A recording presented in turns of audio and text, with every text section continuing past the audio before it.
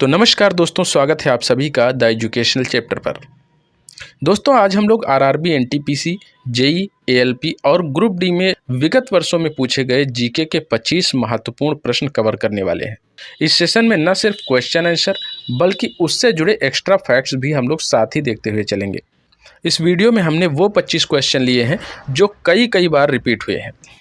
तो आइए एक एक प्रश्न और उसके सटीक उत्तर को विस्तार से समझते हैं। तो आज का हमारा पहला क्वेश्चन है, श्वेत क्रांति का संबंध किससे है? तो इसका सही उत्तर हो जाएगा ऑप्शन ए, डेयरी उत्पाद से। श्वेत क्रांति का उद्देश्य भारत में दुग्ध उत्पादन बढ़ाना था। सन 1970 में ऑपरेशन फ्लड के तहत इसे शुरू किया गया। डॉक्टर वर्गीज कुरियन को इसका जनक कहा जाता है। इसके कारण भारत विश्व का सबसे बड़ा दुग्ध उत्पादन देश भी बन गया। अगला प्रश्न है, मदर ऑफ इंडियन रेवोल्यूशन के नाम से किसे जाना जाता है? आपका सही उत्तर हो जाएगा ऑप्शन सी, भीकाजी कामा। भीकाजी कामा ने भारतीय स्वतंत्रता संग्राम में महत्वपूर्ण भूमिका निभाई। उन्होंने सन 1907 में जर्मनी में पहली बार भारत का राष्ट्रीय ध्वज फहराया। उनकी देशभक्ति और योगदान के कारण उन्हें मदर ऑफ इंडियन रिवॉल्यूशन का खिताब दिया गया। चलिए अगला प्रश्न देखते हैं। अगला प्रश्न है, गंधार कला का विकास किसके शासनकाल में हुआ था? तो इसका सही उत्तर हो जाएगा ऑप्शन सी, कुषाण वंश। गंधार कला ग्रीक और भारतीय कला का मिश्रण है। इसका विकास कुषाण वंश के राजा कनिष्क के शासनकाल में हुआ, जिसमें भगवान बुद्ध की मूर्तियों को विशेष रूप से दर्शाया गया। अगला प्रश्न है, पानी का अधिकतम घनत्व किस तापमान पर होता है? तो इसका राइट आंसर हो जाएगा ऑप्शन बी, यानी कि 4 डिग्री सेल्सियस। पानी का घनत्व 4 डिग्री सेल्सियस पर अधिकतम होता है। इसका कारण है कि इस तापमान पर पानी के अणु सबसे अधिक पास होते हैं। यह गुण जलीय जीवों के जीवन के लिए काफ़ी महत्वपूर्ण है। अगला प्रश्न है, पृथ्वी की सतह पर सबसे बड़ी महासागर धारा कौन सी है? तो हमारा राइट आंसर हो जाएगा option A, gulf stream. Gulf stream एक गर्म महासागरीय धारा है जो उत्तरी अटलांटिक महासागर में पाई जाती है। यह धारा उत्तरी अमेरिका के तटीय क्षेत्रों को गर्म रखती है और यूरोपीय जलवायु को प्रभावित करती है। अगला प्रश्न है, महाबलीपुरम के प्रसिद्ध रथ किसने बनवाए थे? तो सही आंसर हो जाएगा ऑप्शन बी, पल्लव वंश ने।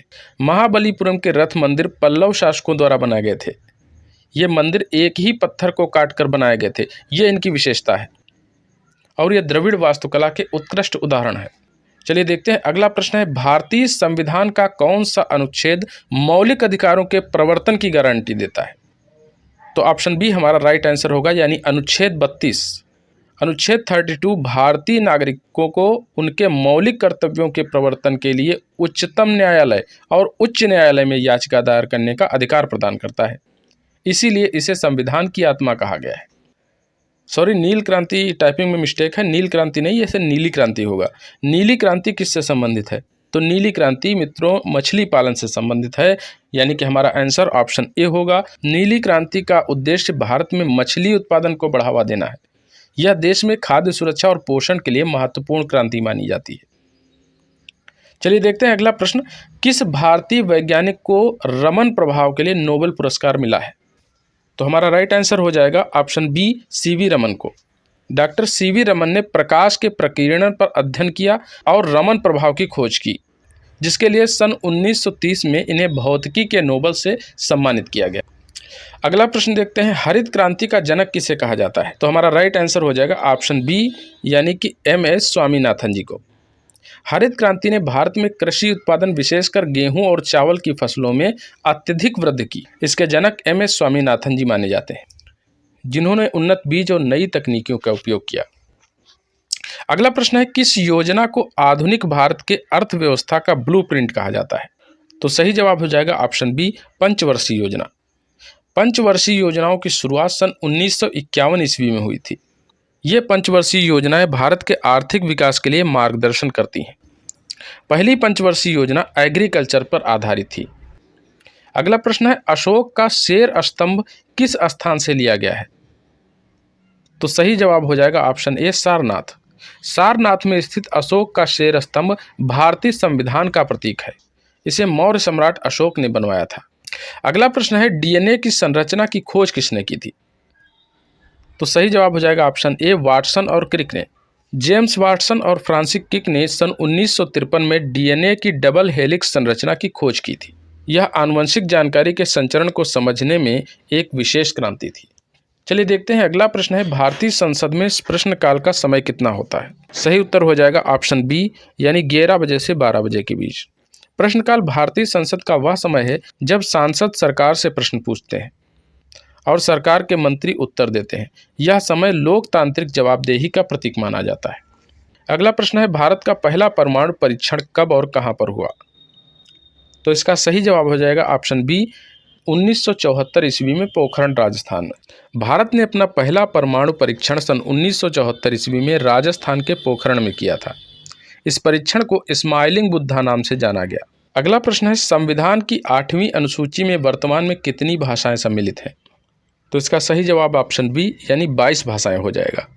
भारत के संविधान की 8वीं अनुसूची में 22 भाषाएं शामिल हैं, जबकि प्रारंभ में केवल 14 भाषाएं ही थी, लेकिन बाद में संविधान संशोधन के माध्यम से अन्य भाषाएं जोड़ी गईं, जिनमें बोडो, संथाली, मैथिली और डोगरी जैसी भाषाएं भी शामिल की गईं। अगला प्रश्न है, इंसुलिन का उत्पादन शरीर के किस अंग में होता है?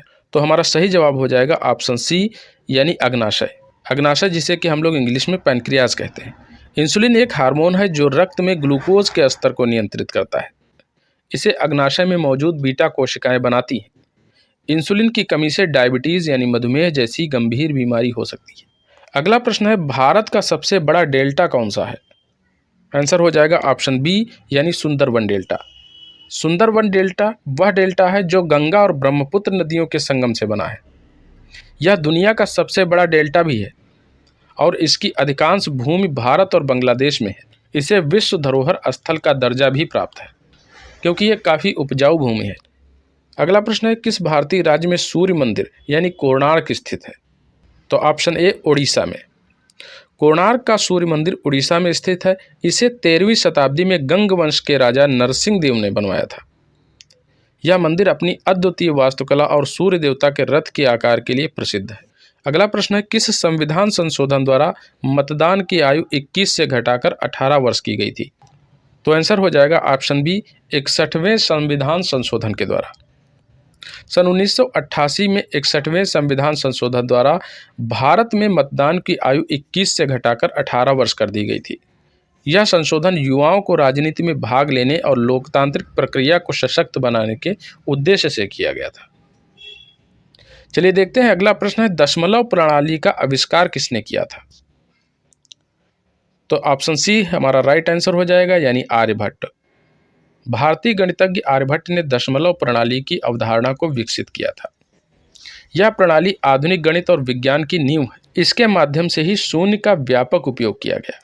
चलिए देखते हैं अगला प्रश्न है, कौन सी नदी बिहार का शोक कहलाती है? काफी आसान प्रश्न है। इसका सही जवाब हो जाएगा ऑप्शन बी, यानी कोसी नदी। कोसी नदी अपने बार बार मार्ग बदलने और विनाशकारी बाढ़ के कारण बिहार का शोक कहलाती है। यह हिमालय से निकलकर बिहार में प्रवेश करती है और फिर गंगा में मिल जाती है। अगला प्रश्न है, भारत में योजना आयोग की स्थापना कब की गई? तो हमारा राइट आंसर हो जाएगा ऑप्शन बी, यानी सन 1950 में। योजना आयोग की स्थापना 15 मार्च सन 1950 को प्रधानमंत्री जवाहरलाल नेहरू के नेतृत्व में हुई थी। इसका उद्देश्य भारत की आर्थिक विकास की योजनाओं को तैयार करना और संसाधनों का वितरण करना था। सन 2015 में इसे नीति आयोग के नाम से बदल दिया गया। आज का हमारा अंतिम प्रश्न है, मालवा पठार का सबसे ऊंचा स्थान कौन सा है? तो इसे पंचमढ़ी कहा जाता है, यानी ऑप्शन बी हमारा राइट आंसर होगा। पंचमढ़ी मध्य प्रदेश में स्थित है और इसे मालवा पठार का सबसे ऊंचा स्थान माना जाता है। यह एक प्रसिद्ध हिल स्टेशन भी है और सतपुड़ा पर्वत की श्रृंखला का हिस्सा है। तो मित्रों, ये था आज का हमारा सेशन। इन सभी प्रश्नों के विस्तृत उत्तरों को समझने के बाद आप न केवल परीक्षा में अच्छा कर पाएंगे, बल्कि यह जानकारी आपको व्यापक दृष्टिकोण भी प्रदान करेगी। फिलहाल वीडियो पसंद आया हो तो वीडियो को एक लाइक करके चैनल को सब्सक्राइब कर लें तथा अपने दोस्तों के साथ शेयर करें। मिलते हैं किसी नेक्स्ट वीडियो में। धन्यवाद।